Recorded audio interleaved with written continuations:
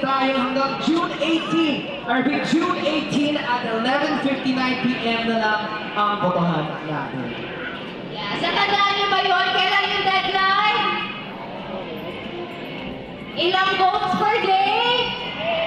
Yes, pero yes, sa ngayon naman, let's hear some important messages from our girls. Yes, Blooms, thank you so much for joining us today. Ang dami natin ginawa from pop-up store. Nandito tayo ngayon. And sa mga hindi pa po nakakapunta ng pop-up store, ang dami. As in, ang dami niyo mabibili doon. Sample na itong cup na to. Ang cute na.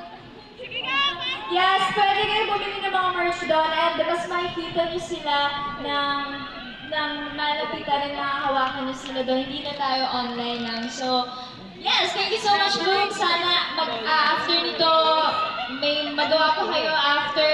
And sana di umulan para safe kayo makauwi. Thank you so much for joining us. Happy 5th anniversary to us. We love you. Yes, and we would also like to thank the creators of our top 8 songs. Sobrang ganda talaga ng mga songs na ginawa niyo for us. And thank you na pinili niyo kami kumanta ng kanta niyo. And thank you to also those who sent their songs from the start.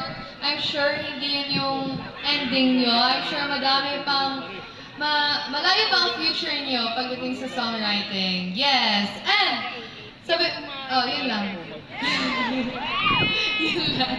And napili din namin yung 8 songs.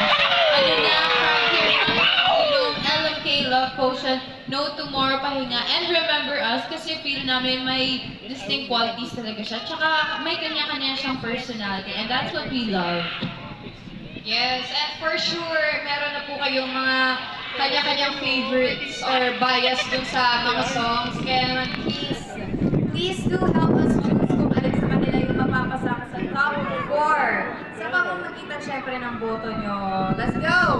Yes, and alam namin na ang hirap talaga pumili ng songs, di ba? And 8 songs na magaganda, and hindi mo alam kung anong category talaga yung pipiliin mo. Pero, may chance kayo to vote. And kung gusto nyo pakinggan pa ng pakinggan, pwede kayong pumunta sa Asa Mall of Asia, sa 3rd floor, South Entertainment Mall. And meron doon kaming booth na pwede nyo pakinggan yung mga songs, and you can also vote there. So, go there, Bloom! Pag may free time kayo, pwede kayong pumunta doon. Yes, and again, maraming salamat po sa pagpunta. And Blooms, excited, mukha akong hindi excited. Pero excited po kami na makasama kayo this coming June 20 and 21. So, our Signals concert. And magkita-kita po tayo doon. Marami po kami hinandang surprises for you all.